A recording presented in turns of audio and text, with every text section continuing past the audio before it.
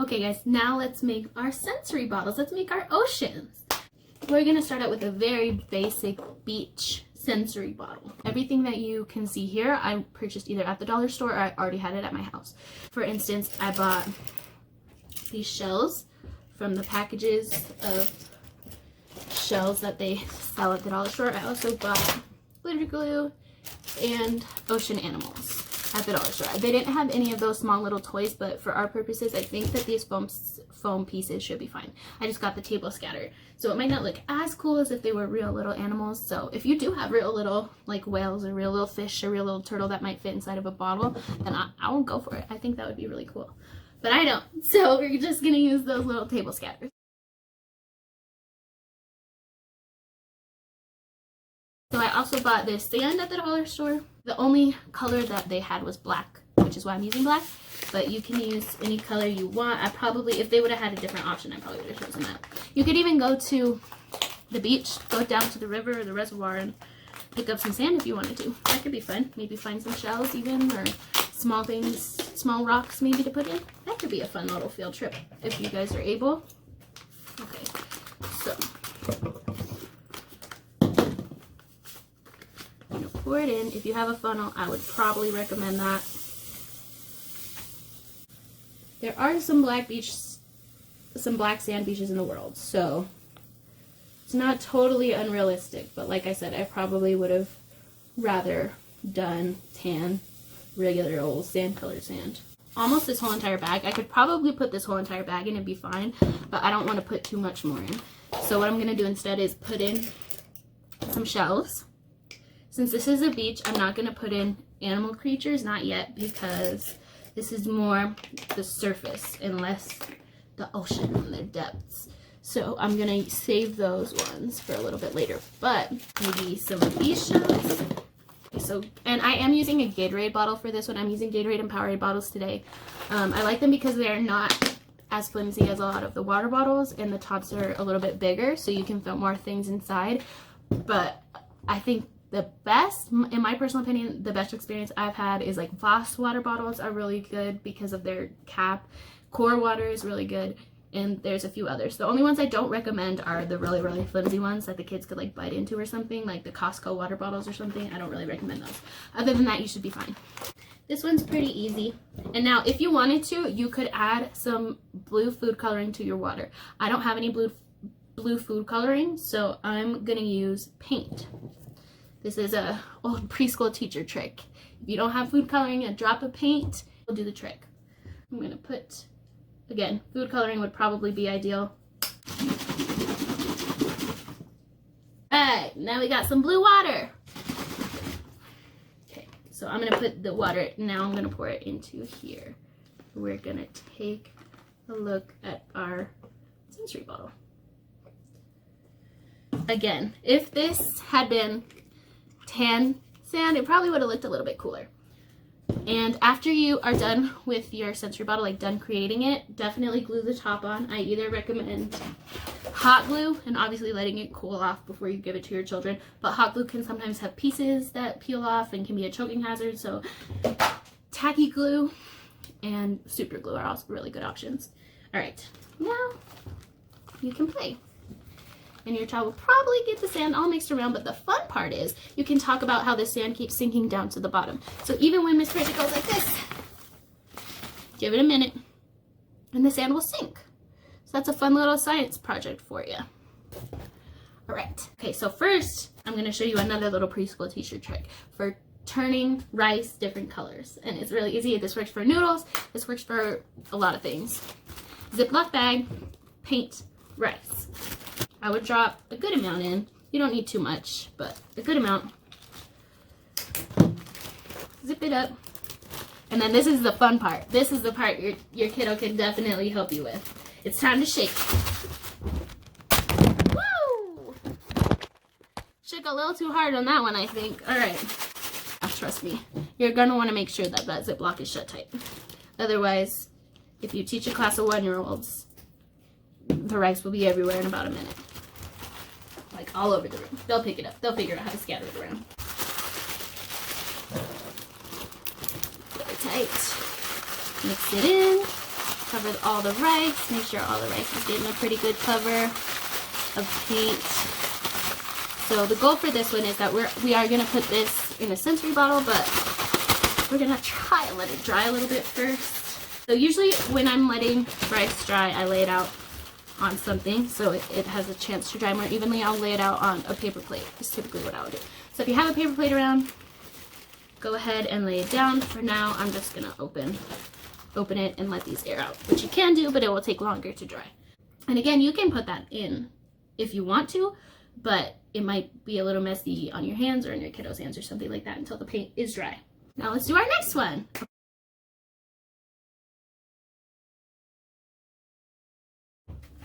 So for this one, we're going to use water and baby oil to make our own waves. As many of you probably know, oil and water don't mix very well. You can use vegetable oil or any type of cooking oil for this. I chose baby oil because it's clear. Again, if you have watercolor, I would put watercolor in here. I don't have watercolor, so I'm putting some blue paint into this water. Okay, and for this one, I would probably add a squirt of glitter glue as well, just to make it sparkly and pretty and fun. And after that, I do have some sequins. These sequins were purchased in 3 packs of sequins from the dollar store. These are the blue ones, which is why I put them in their own little thing. So I'm going to take some of these sequins and add them to the water as well to give it some sparkly water look. Okay, then we'll shake it up and see what happens. First, let's shake it up so that we can disperse the blue color throughout the water. Disperse means to spread out. So if I'm going to spread out the blue, that means I'm going to make the whole water all blue. Spread it out all over. Okay, so now you can see that we got some glitters in there. Now you can see we got some glitters in there and we got some blue color. Now it's time for our baby oil. Let's see, this one's really simple.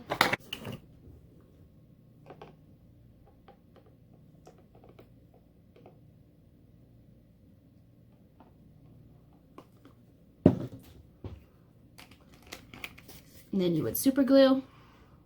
As you can see, I might have used a little bit too much water, so I'd recommend maybe taking it down to about there if you're gonna do this. All right, and now we can make waves and watch the waves go. Pretend there's a baby beluga in there. Here, let's mix it up really good, and then let's watch and see what happens. So everything's all blue, and the water and the oil are all mixed together because Bridget shook it really hard. But let's give it a minute. Let's give it a minute and see if it changes at all. All right, friends, watch. But as you can see, the oil stays on top and the water comes down low. And we can make our own waves. Super glue the top so your kids don't make a mess.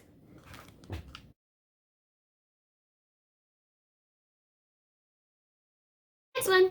So I'm going to put in some blue dye, blue paint, you'll get blue paint. And I'm also going to put in some blue glitter glue. A good amount of blue glitter glue for this one.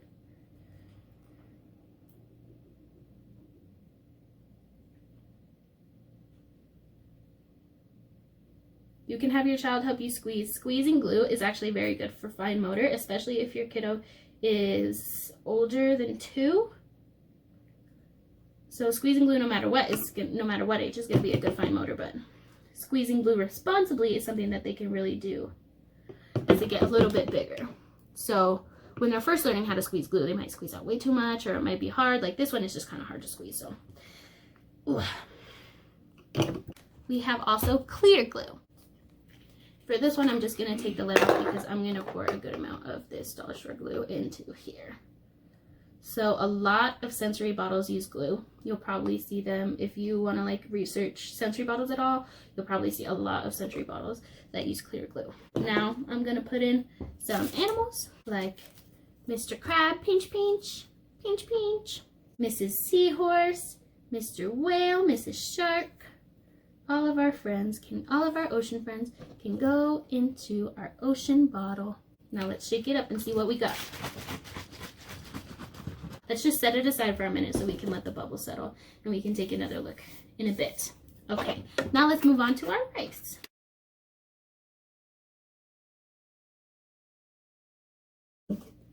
Okay, this is a dry sensory bottle, so it means I'm not going to put water in it. So I'm going to use I found these. You absolutely don't need to use these, but I found them and I thought that they look kind of cool and that they might look kind of interesting match with the rice. Like I said, I recommend a funnel if you have one because that was a hot mess. All right, these ones were too sticky to my hands, so I'm gonna use a spoon.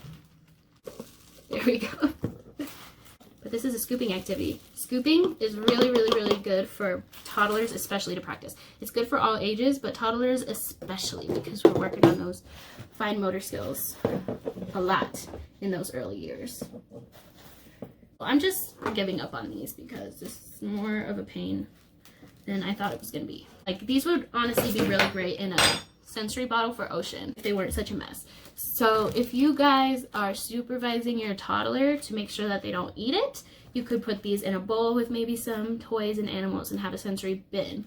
But definitely these ones are small and kind of colored, so make sure that you're observing and so your children aren't ingesting these. I don't think that they're safe for ingestion.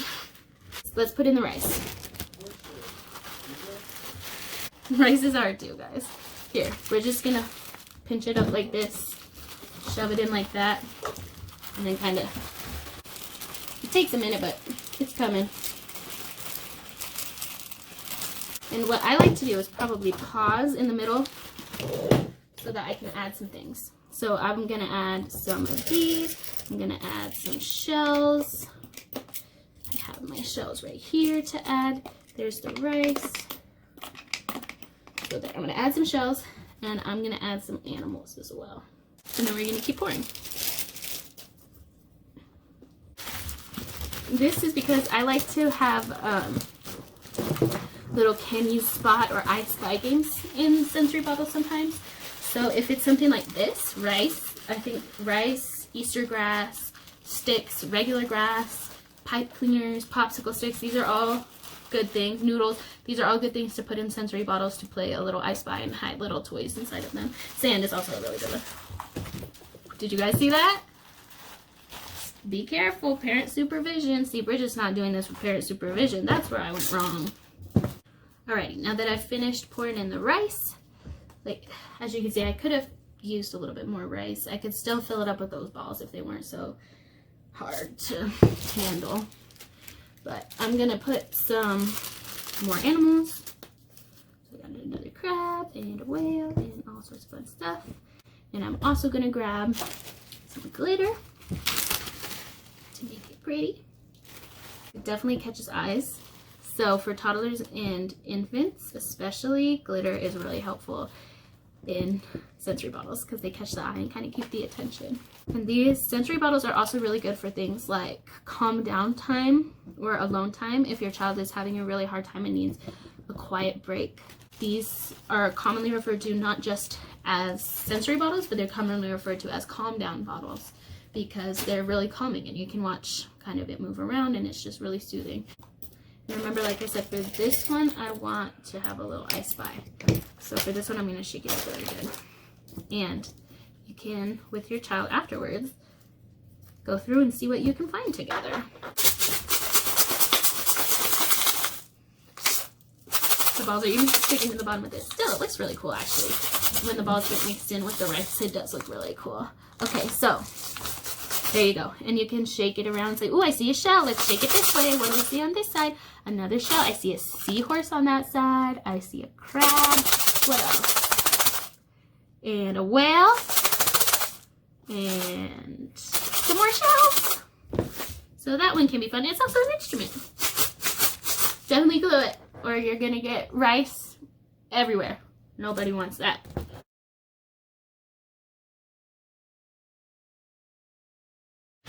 Last one, I have one more to share with you, and this one's kind of fun, which is why I saved it for last, because it's called a jellyfish jar.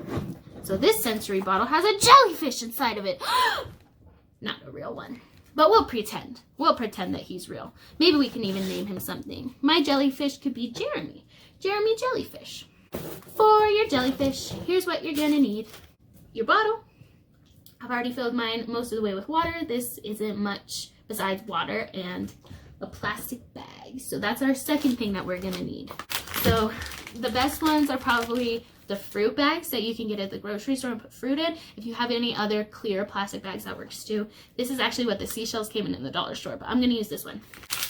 So first thing, you pinch up your jellyfish like this, and you tie it with plastic. You could tie it with a zip tie, you could tie it with a rubber band or thread or dental floss, but I'm using an itty bitty hair tie because that's what I had around, and it doesn't fit my hair. So there's our jellyfish head. Now you need scissors. Here's what we're gonna do for this. So you can chop it so it's not like that anymore. And then look, we're just gonna add tentacles. Chop. Your child can help you with this part too. Have them help you cut. They can hold it while you cut, or you can hold it while they cut. Obviously supervise to make sure that they're being safe with the scissors. And now we have our tentacles. All right, there we go. You can get them a little bit more defined. There we go. What a spooky jellyfish. All right, now I'm gonna put some blue as well as some glitter glue just for the shine, and some glitter.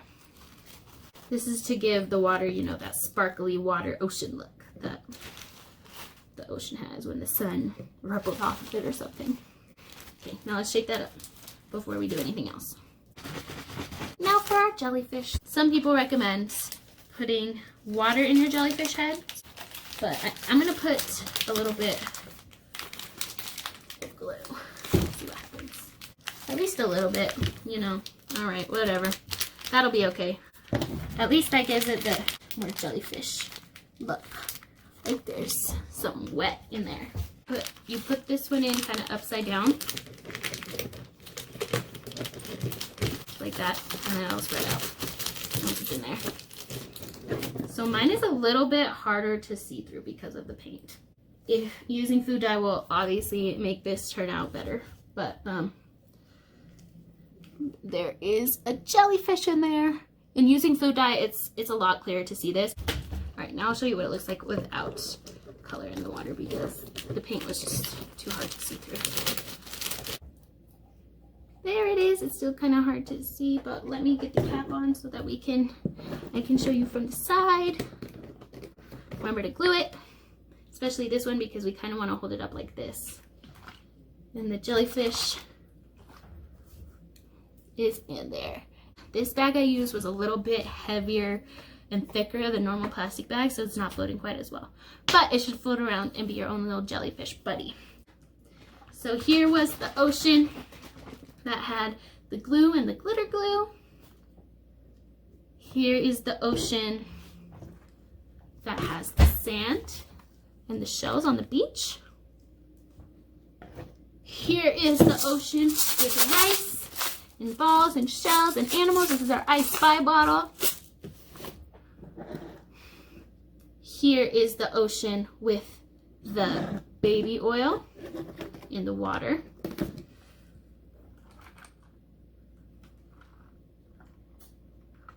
After sitting a while, this does better too. You can see the waves. It's awesome. The last one we completed just a second ago. Our friend jellyfish. Our pet jellyfish. I would add some blue food dye to that color.